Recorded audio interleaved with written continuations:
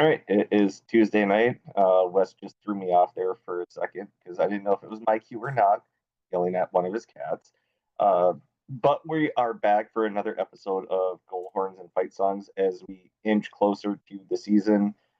Uh, Kind of the perfect night to do one of these pods because, especially this time of year, there's unless your baseball team's in a pennant race, you don't have that. You don't have hockey. You don't have basketball. You don't have football. So perfect night to talk college hockey and start going through some rosters. Yeah, we've been delaying this, but I think all the rosters are finally established. Teams are announcing their captains here as of late. Uh, but yeah, we're gonna rock out go through some about half the rosters tonight, hit the other half to next week when we can do a little more, spend a little more time looking through them. But Yeah, it it's a little 55-45. yeah, it looks like college hockey just got a little younger this year, though. There are a lot of teams that are lower underclassmen heavy. It underclassmen heavy, but at the same time, I think maybe that has to do with some of the CHL players coming in that have been playing, just not in the United States at the NCAA level. Uh, so you're getting that influx of players, and with kind of that transition out of the COVID year and everything, now teams are really having to fill in. So a lot of teams are going to be a lot younger Yeah, than they were previously. yeah. And last year was the last year of the COVID year, so there's going to be we're out of that big senior classes with guys being 5 years or a ton of grad students being involved. So we were bound to get younger. But a lot of teams are missing some back end experience. So we'll see how that affects this year. I think my initial thought on that though is it might not be great for the first year or two. Some of these teams that were young last year, they have a little more experience. But 2 years from now, 3 years from now, when these kids that are coming in as freshmen and these sophomores, we might get some really, really good hockey because they've had the time to learn and grow. Yeah, I mean we kind of saw that a little bit last year with the UMD team who started out the season really young.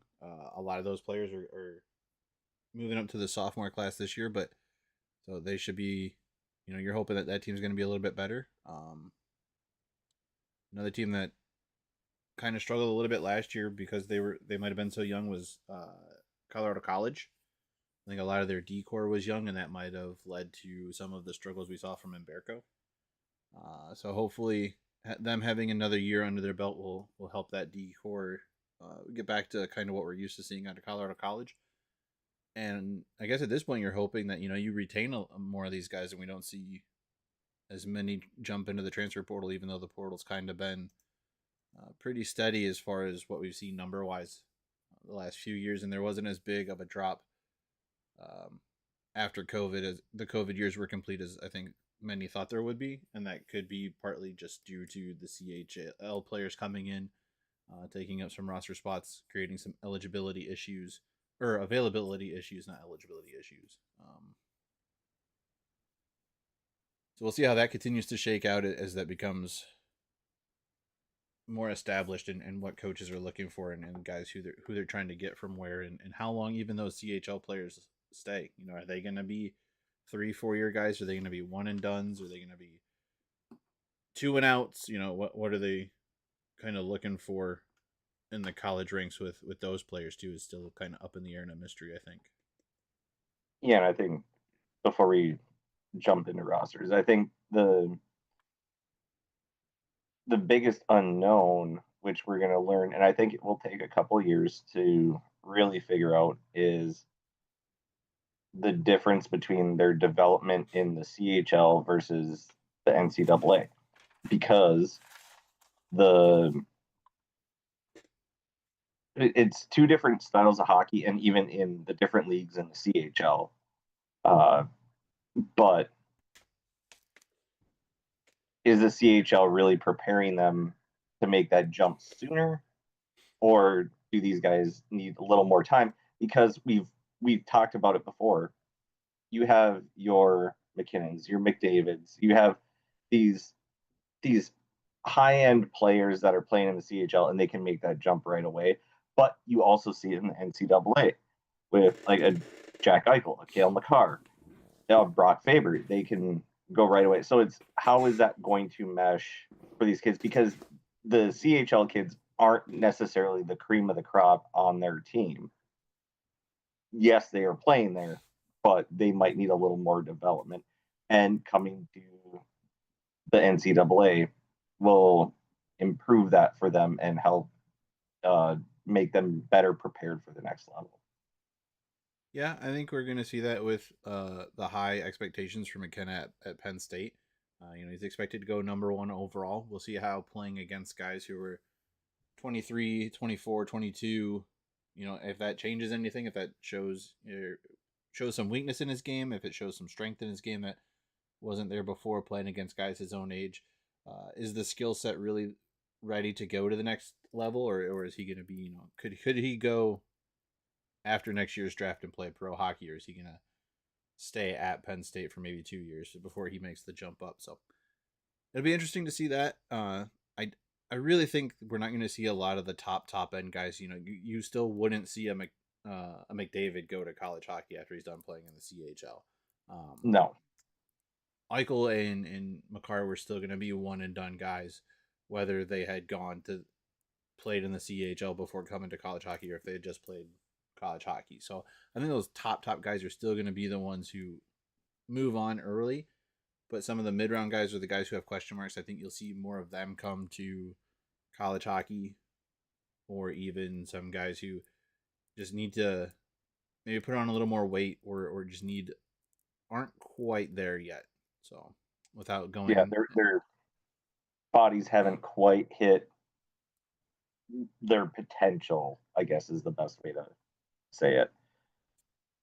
Yeah, and it'll be a little bit easier than having to send them to Europe and play a completely different style of hockey before coming back to play in the pros. Not that it's Austin Matthews has been extremely successful in the NHL after playing in Europe, so not necessarily a bad thing, but we're seeing a lot more college hockey teams try and pick up and play the pro style hockey that NHL teams are looking for.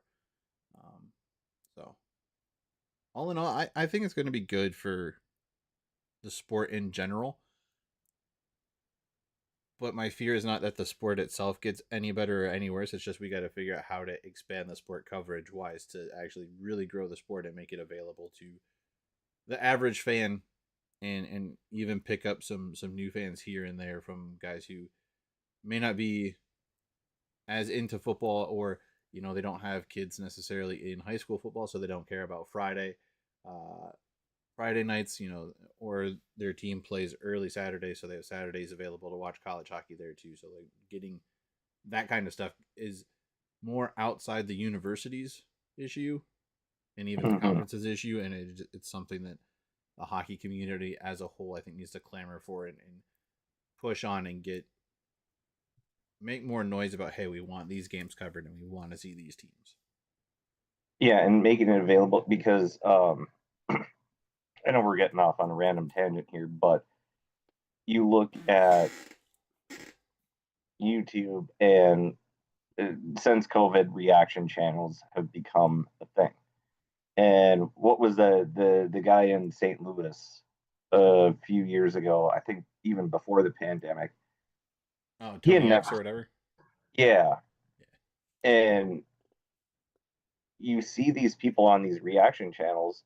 As soon as they see hockey, their first instinct is, why have I never watched this before?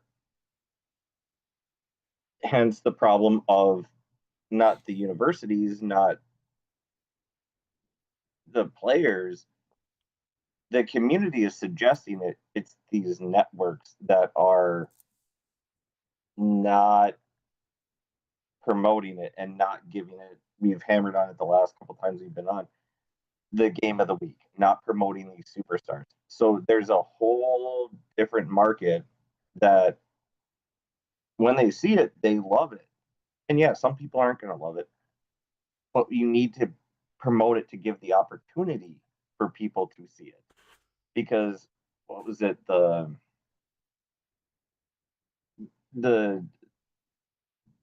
WNBA, they were starting the first round of their playoff, and They're in the they're playoffs. trying to go.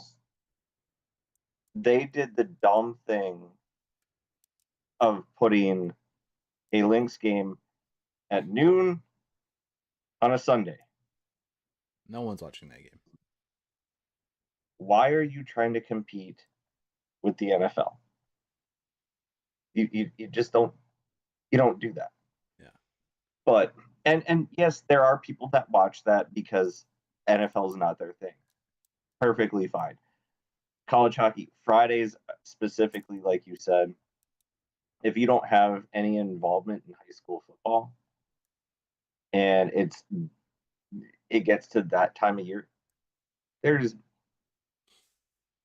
maybe some sort of random college game that's on that like Ben and John would watch that's like a Division 2 game down in, I don't know, Nebraska, but people are going to want to watch things, especially if their baseball team is out of it and you're really only in the baseball playoffs.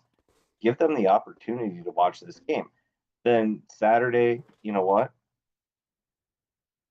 There's probably some good football games on at night, but if you hook them on Friday night, they might say, you know what? I'd rather watch this college hockey game or just a hockey game in general. And they have the little window there to bring it into college hockey before the pros start. Take advantage of it. Yeah. And I mean, like when I grew up, like there was the Stanley Cup Finals were on regular ABC. I didn't have to go looking for it. I didn't have to figure out which ESPN app I needed. I didn't need to figure out what cable subscription I needed to get what channel it was going to be on. It was on regular ABC, NBC, CBS, whatever it was. It was on those standard channels that if you didn't have cable, you could still point the rabbit ears to the sky and figure out and find the Yep. game. And Yep. I think it fell off a lot when it went to CB or NBC Sports or TNT or ESPN and it got put behind a paywall. Like people don't want to spend every dollar on every sport to watch it. And the ones that are the deepest behind the paywalls are going to be the first ones to fall. It's part of the reason why the NFL does so well. 99% of the games are on standard basic television. Yeah, and I think it was. I mean, the NHL was on Versus for a while. I never had Versus growing up. Not until college that I had it. When I plugged in, I'm like, oh, I'd never seen this channel before. Uh, yeah, and then they're doing the TNT, the NBCSN. I was able to get those in college. Didn't have them when I went back home. Moved down here, was able to get it with my own TV package. It they put them on obscure networks. I mean, it's the same reason that no one follows freaking uh, tandem high dive in the Olympics because it's on some random channel at 3 o'clock in the morning, or the Taekwondo gold medal match. You know, like, no one sees it, but everyone knows which gymnastics team or which beach volleyball team wins because those are the primetime sports. Mm-hmm. So it's just what a matter of what gets covered when and how. But all right, let's dive into our topic of the evening: the rosters. Those following along at home. This episode, we're going to focus on Arizona State, Colorado College, St. Cloud, and the Minnesota Duluth Bulldogs. Hi. I guess we can start. Where do you want to start? You want to start out west? Do you want to start with the home team? What do you want to do here? I don't know. Currently on my page, I have Arizona State pulled up. So Let's start with the new kids on the block for another year. Then the next new guy comes in next year. Arizona State Sun Devils. we're gonna be more prepared next week. Are we This though? was Don't this was me. Hey, what are we doing tonight? don't tease anybody. Honestly, I mean it's a lot of change at Arizona State this year.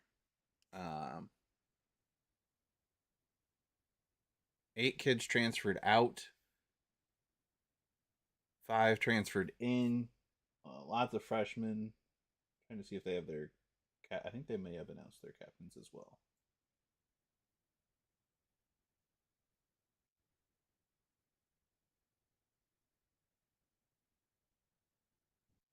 But I mean, they made some noise last year. It's you can't count this team out. Um, their coach has been there for a long time. He's an established coach within that community, within that program. He brought him up from the Division 2 ranks through the independents, now to a conference. And I mean, it wasn't like they mistakenly found themselves in second place. Like they played big games, they won big games. Um, they had a shot at number one, and it wasn't because they played poorly or whatever. It was that Western team was just hard to beat last year, and they wanted Mhm. they wanted all the trophies. But Arizona State put up a solid fight and earned their second place finish in the regular season, and made it to the final season at the Xcel Energy Center. Um, ran into a really good Denver team. Unfortunate for them, uh, but really like an outstanding first year for them. Yeah, and I think for them goaltending, what they're losing, that's gonna we talked about last week with Tom. That's gonna be kind of their biggest question mark. But they're in a sense one of the older teams, even though their website. I don't know what happened with Kilberg, Killy, and McGurran. They just don't know what grade they're in, I guess, for lack of a better term.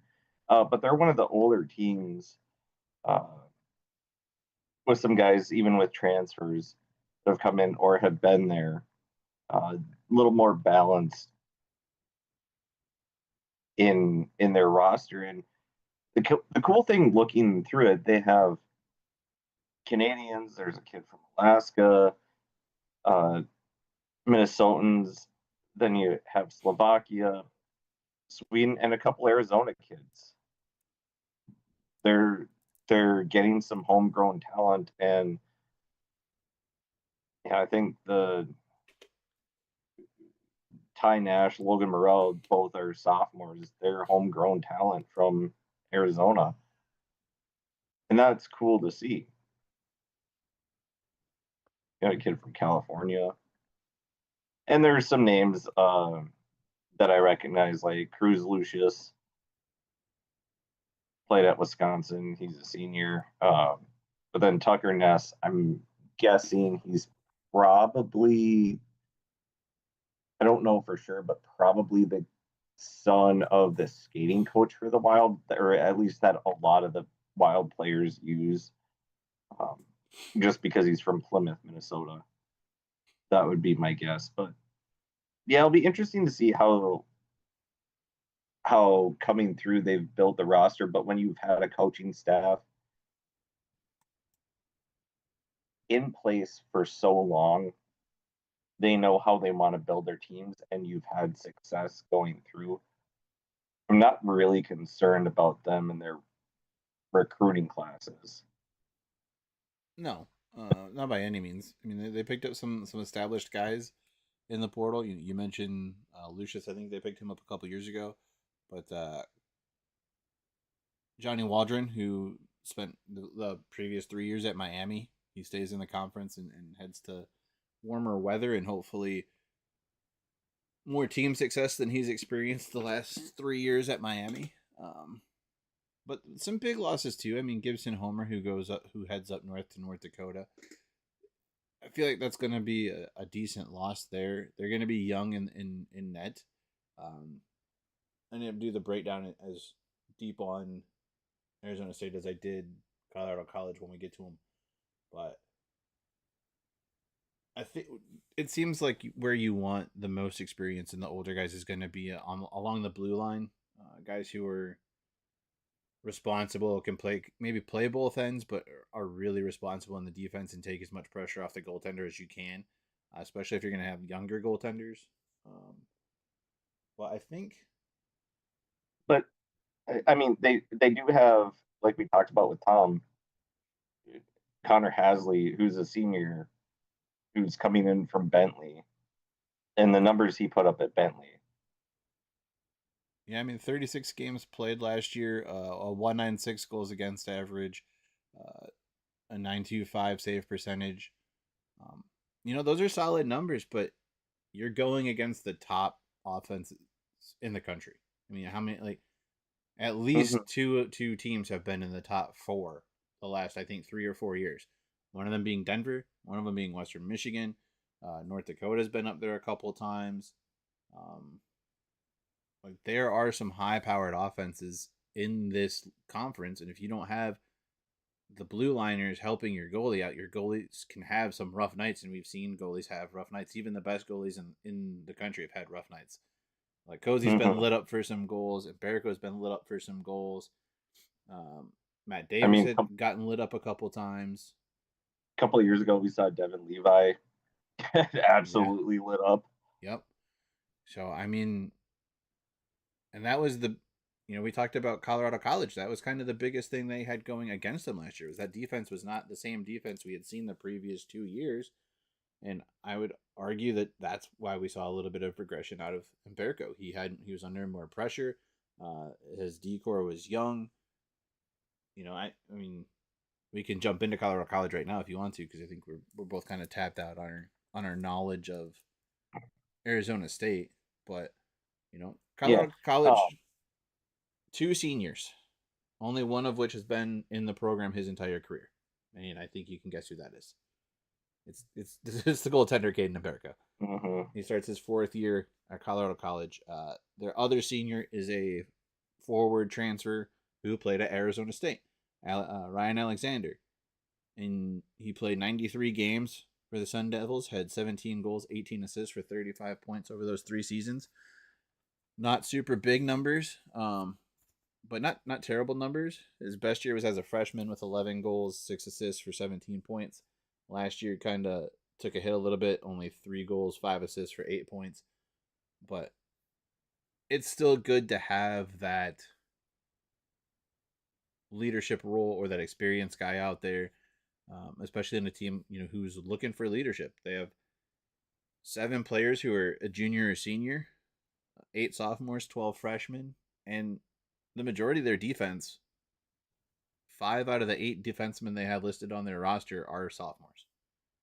And out of those, uh, only one did not appear in a game last year. So their D line has some experience, has played, like I said, not great, but a little inexperienced. But I think that year is going to help them out, and they're going to get better. And we'll see if that can help Caden out a little bit. Complete side note. Um, I'm just laughing looking at their roster. You're a side note. There are two majors: Undeclared and business, economics, and society. That's it. I mean, Colorado College does things weird. I'm just saying here. You're majoring in hockey. Just put hockey. There's and at least the one that really gets me is Brian Alexander undeclared. He just got there, all right? I know he just got there, but you probably should have figured it out. Also, what is business, economics, and society?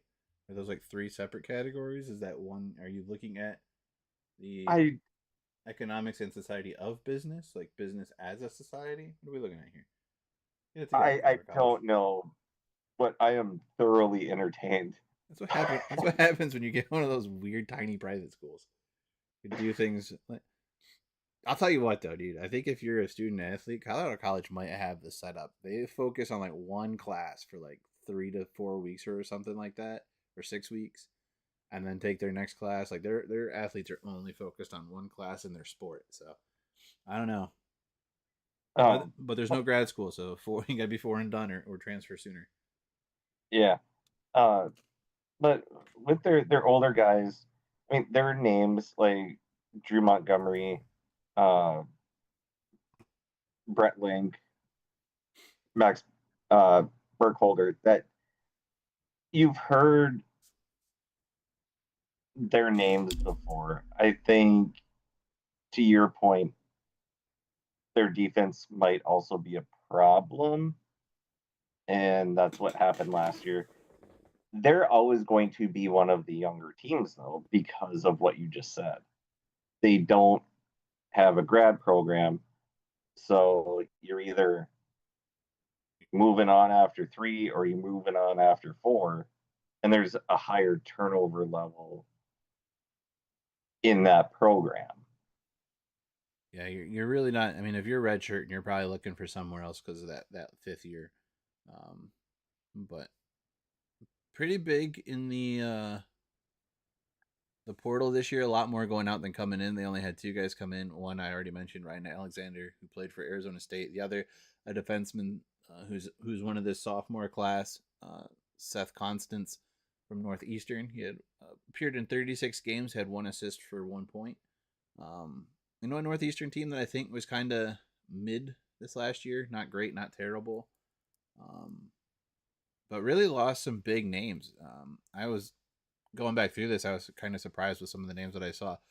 You guys benefited in one instance picking up Brady Cleveland, who was a sophomore defenseman who transferred out, so he's a junior for your squad this year. Solid stay-at-home defenseman.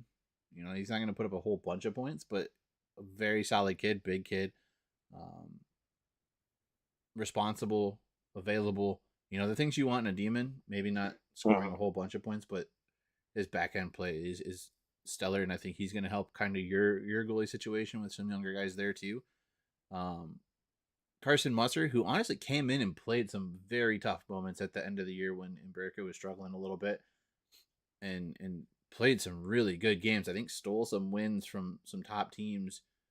So kind of surprised to see him step away. They end up with the senior goalie in Umberka, like I mentioned, and then 2 freshman goalies coming in. So their goal is young again. Ethan Strachey, ends up going to Ohio State. He was a defenseman whose name was mentioned a lot as far as his defensive play, taking pucks away, making smart plays in the D zone, really helping Caden out the last 3 years. I think they're going to miss him a little bit. Ryan Beck didn't get a whole lot of play time, but was a kid who, honestly, he played well against Western and irritated the snot out of me.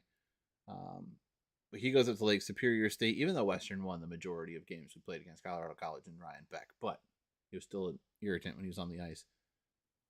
Western also benefits from Tigers in the transfer portal as they pick up Zachariah Wisdom, sophomore forward. He's a junior this year.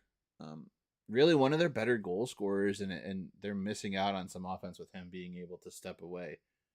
But it's one of those things. I think they're going to get some good. They kept some good players. Owen Beckner, who's a sophomore, he actually led the team in points last year and was tied for the lead in assists with 20.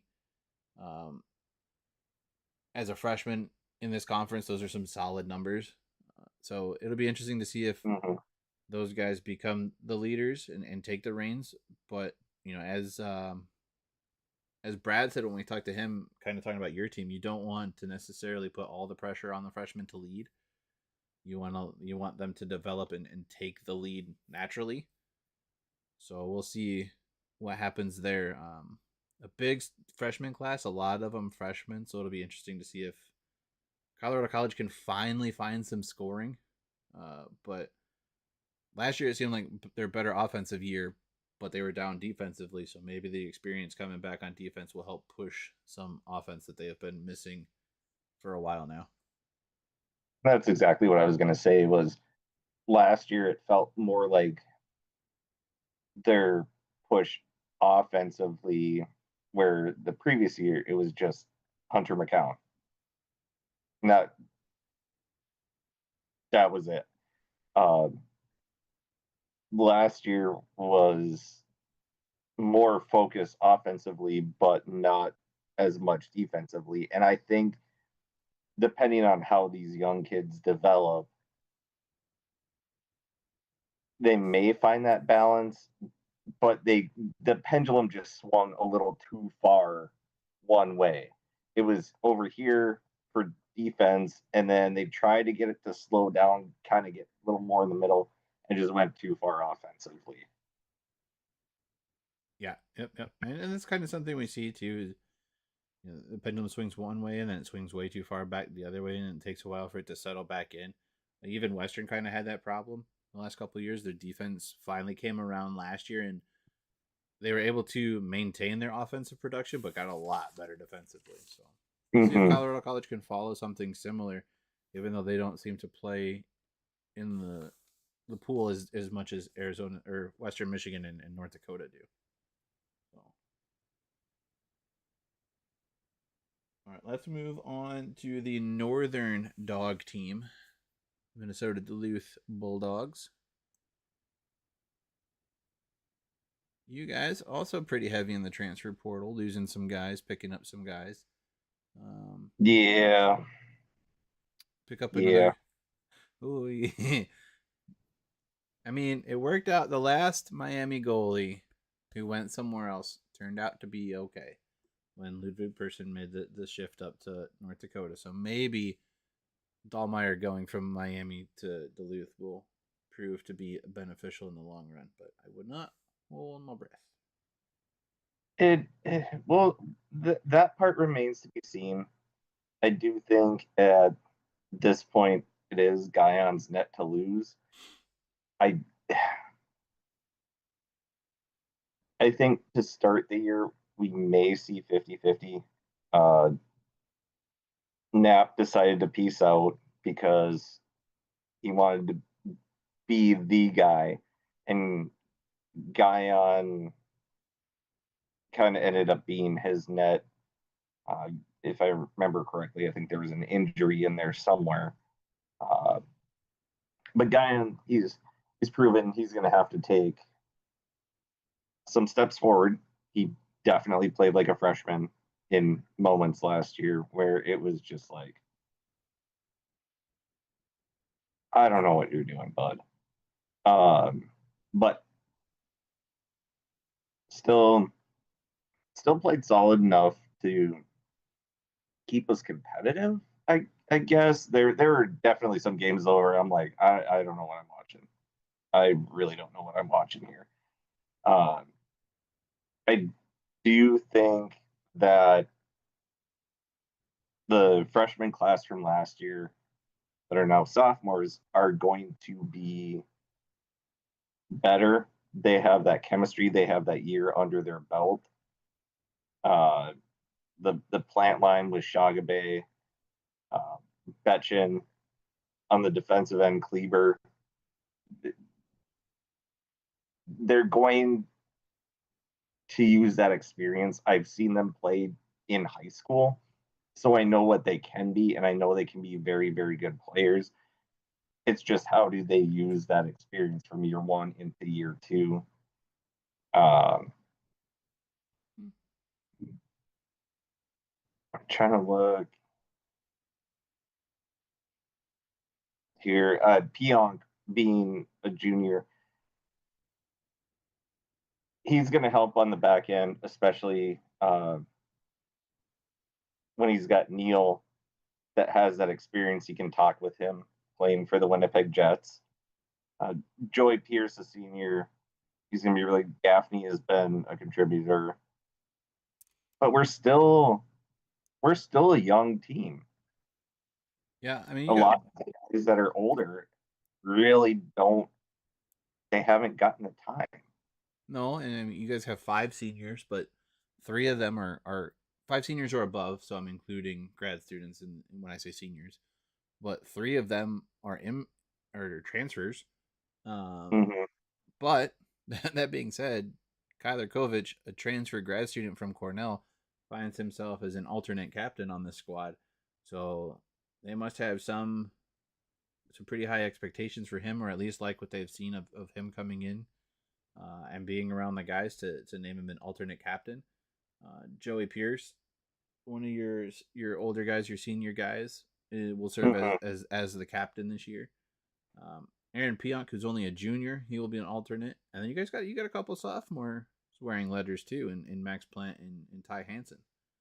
So spreading out the letters amongst the classes here, um, not And I think, necessarily a bad thing. I think you tend to hang out with guys that are of your class, maybe a little bit more than some other. I think you tend to gravitate. It's the team within the team type thing. Like, you know what I mean. Like, you're gonna hang out with the guys of your class maybe a little bit more than the upperclassmen, unless you're on a line with them or something. But so it doesn't. I don't think it hurts to have kind of each class other than the freshman class represented on your leadership team. and I think with Kovic being named, pretty sure we've played Cornell the last couple of years, so the coaching staff in that sense, they know what kind of player he is, or at least within the last 3-4 years we played Cornell, uh, 2 of those years. So they have that, but it's also a testament to him as a player coming in because the coaches aren't just picking the captains.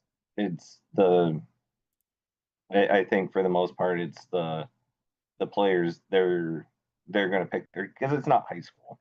It depends on the So the players. team. Like I know that the Western coaching staff will name the captain. They may have some input from the players, and maybe if they're stuck on a guy, maybe they lean more with what the players are expecting if they do have a vote. But uh, for the most part, it's 95-97% the coaching staff naming the captain and observing who's put the work in, who the guys tend to follow naturally anyway, um, and not necessarily put it on them to vote, because I think any vote still is to some degree a popularity contest. Um, as much as you don't want it to be, I think it inevitably is, just because the guys you like are the names that stand out the most, and they're the first ones that come to mind, and they're Mm-hmm. going to be the ones you pick. But and the coaching staff, they see what happens behind, off the ice, behind closed doors, in the locker room, who's paying attention during video, who's kind of acting as an additional coach on the ice, who's pointing out who's working with guys to get better. So I don't mind a coaching staff picking the captain. I don't know that it matters too much. I don't think it matters too much, but I guess you kind of said my point a lot more eloquently than I could have said it, or than I was saying it. Is that the players, in a sense, choose the captains because of what the coaches see. That's more of what I was saying. You Yeah. can see who follows who. Where when I was playing basketball in high school, it was just that was the 5 seniors. We've been together forever. We only really played 2 other guys, and um, the captains for the game were whoever we wanted to send out there. It was just we meet 2 minutes before we had to do. Well, Mike, this team smells bad, so and you have a cold. You're going to be the captain for the game. I'm like, why? I can't even talk. I can barely breathe. And that's why I want you to be captain. You just pointing, smile and wave, boys, smile and wave.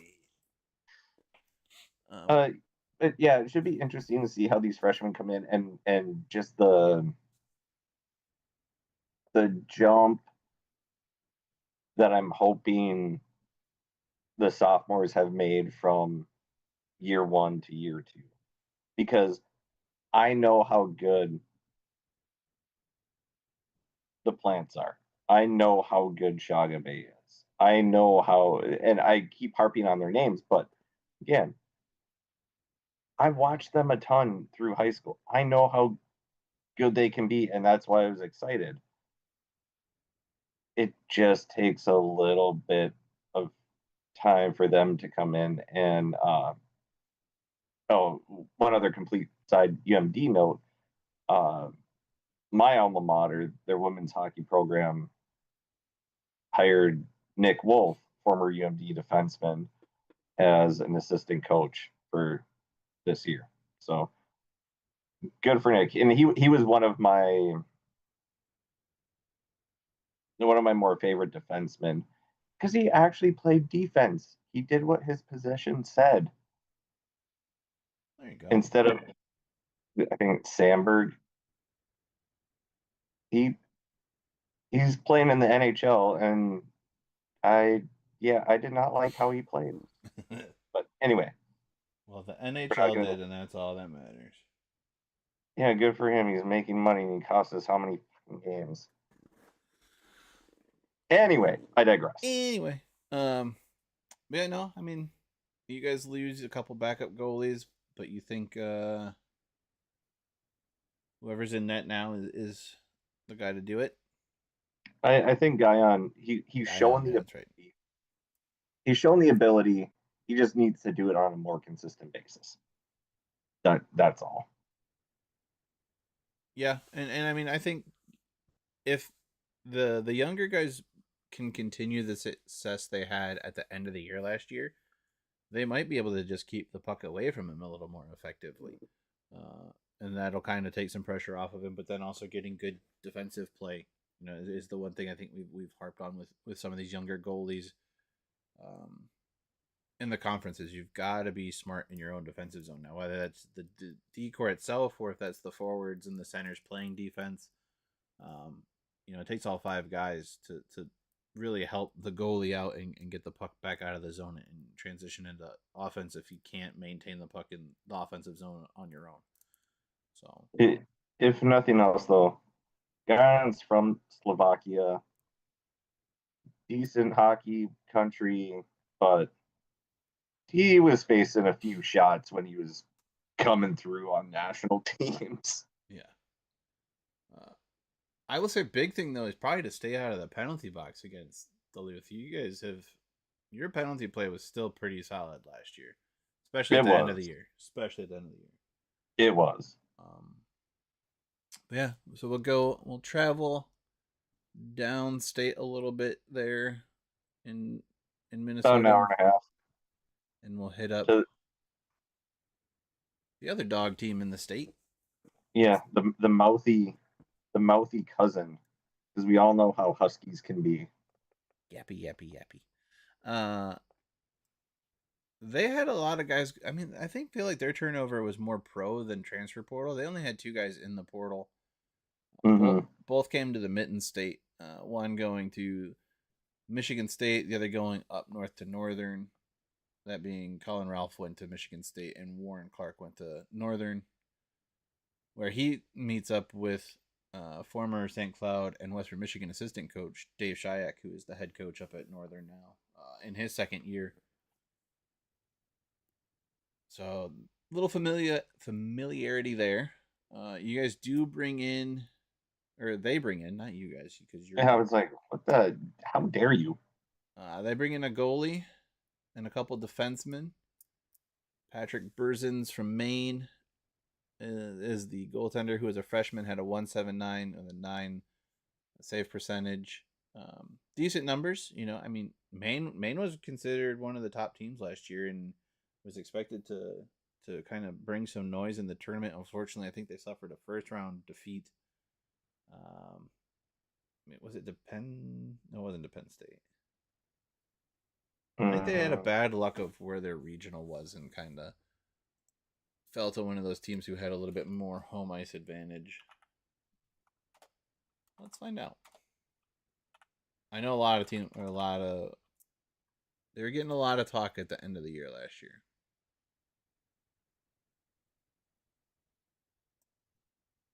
And my computer is telling me it is warm, making all kinds of noise. Yeah, no, they did lose to Penn State in the first round. Okay, that's right. I was right. I freaking knew it. I knew it. I don't know why I doubted myself. What am I doing here? Oh, good for you. Yeah, they lost to Penn State. Remember, Penn State was the home team in that Allen. Right. Please stop talking. Now, shush. Tab. Okay. Remember, Penn State was the home team there in Allentown and really rode that home crowd to a Frozen Four appearance. So Yeah, they really did.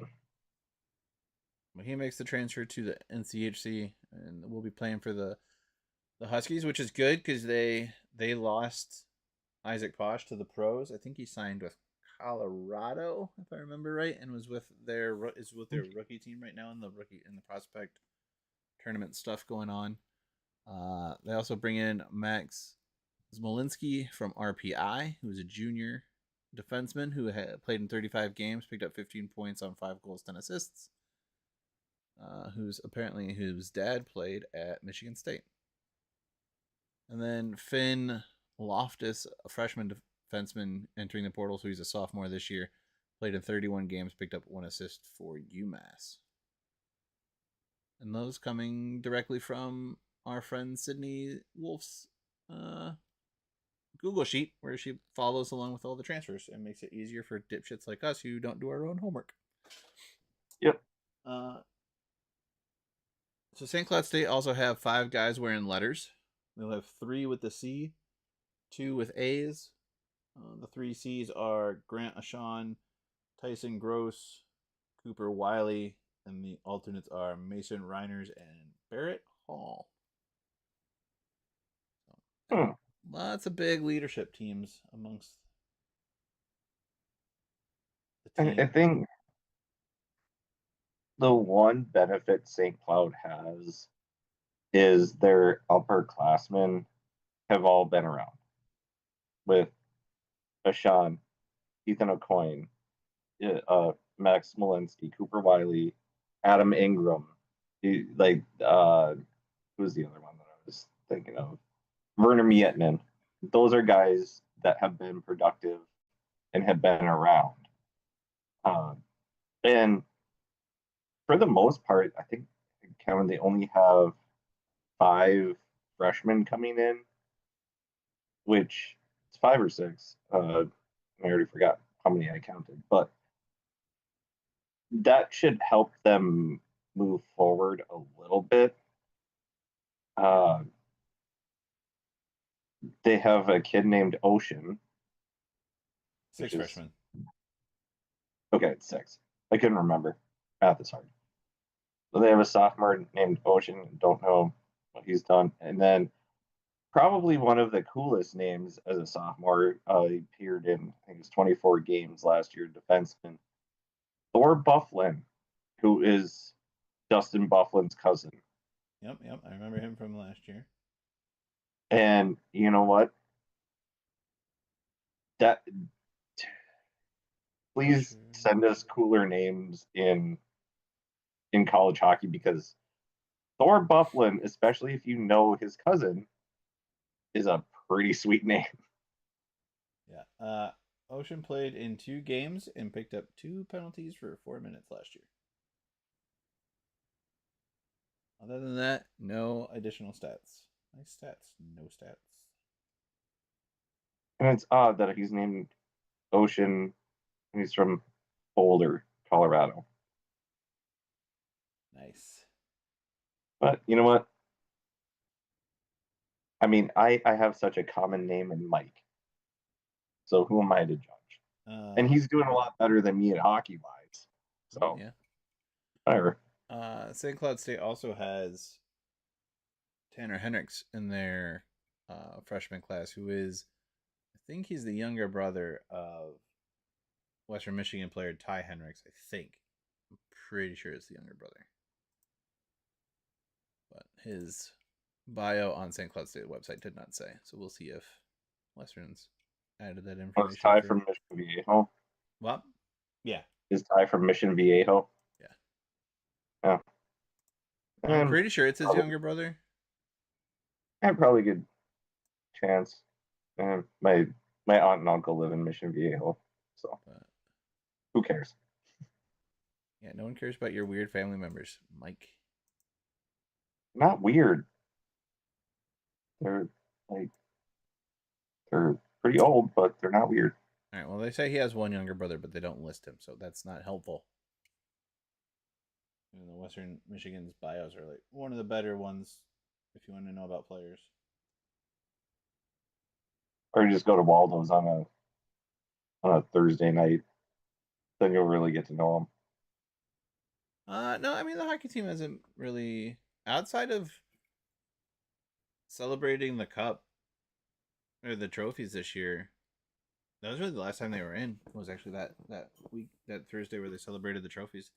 And usually, a couple of the upperclassmen will come in over the summer, but we didn't really have that this year. Eh, So that's fair enough too. They're probably using the summer to recover. there, reports are there was a lot of Ovi like celebrations. That and I mean they were out of town a lot. They made an appearance at a Tigers game, a Cubs game, um, a West Michigan Whitecaps, who's the single A affiliate of the Tigers. They were at a Lions preseason game. They were just showing everybody the trophy. I mean, you got to at that point. Hey, if there's anyone worth celebrating, it's your first, right? Mm-hmm. So, It goes for mostly everything. but I mean, I think there's a chance for this St. Cloud team to improve where they finished last year. A lot of that seemed to come down to just Isaac Posh being out for the middle of November to February. Yeah. Oh yeah. Um, I think kind of that's what I was getting at with the upper leadership that they have is they have the guys that have been there, done that. They've seen highs and they've seen lows. Last year being a really big low for them. They understand the potential, so they can lead these younger kids. Whether that's going to work out or not, who knows? Because I thought the same thing a couple of years ago with my Bulldogs, and it did not work out very well. It even last year, you have injuries, you have all these factors can play into the equation. But I think St. Cloud is set up to have a better year than they did last year. I mean, yes and Depending no. on Depends on what they get in net, because we've mm-hmm. seen that good goalies can get, your net play can take you far, or it can hold you back a little bit. We've kind of seen that to some degree with your Bulldogs. Mm-hmm. After what's his name? Not Shepherd. yeah, no, after Shepard, the one right after him. Fancy. After Fancy left, they kind Oh, of struggled. fancy. They Yeah. struggled a little bit in net, and it kind of put more pressure on their offensive game, which then, for whatever reason, ended up struggling. Plus, you had guys who didn't stick around, whether it was because of personality issues or just wanting to find ways to win or the pressure, whatever it ended up being. It started with a little bit of uncertainty in net and spilled out to other things. Mm-hmm. You can also have a guy like Ludwig Person and have your net secure and still just not find the right guys to beat the goaltender at the other end enough and put some frustration into that goalie and have him end up leaving. So it's the right pieces coming together at the right time that shows the intelligence of these coaches and building the programs the way they want to build them and building them the right way. And any team can go from a top half team to a bottom half team in a season. In North Dakota a couple years ago. Sometimes in the same season. Colorado College was a top team a couple seasons ago. They fell to the middle. Miami's still trying to pull themselves out of the cellar. Western Michigan was a team that was at the bottom the first couple of years of the conference, hit a middle ground where they were stagnant for a little bit, but they've been near the top the last few years and really competed. Denver's been a team that's been at the top of the conference pretty regularly. St. Cloud's bounced around a little bit.